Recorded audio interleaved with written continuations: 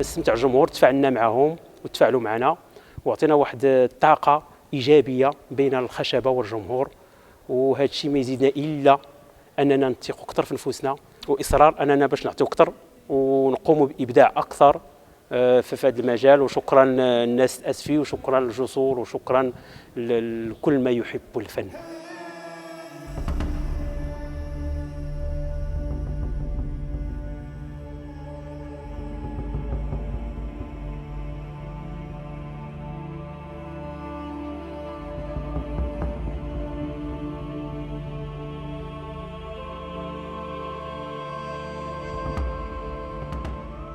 نشكر الاخوان الجو الاسفي ولا الناس اللي حضروا، والحمد لله انه كيف كان التجاوب لا من خلال الاعتراف ولا من خلال العرض مع الجمهور ديال مدينه اسفي، تنشكرهم بزاف.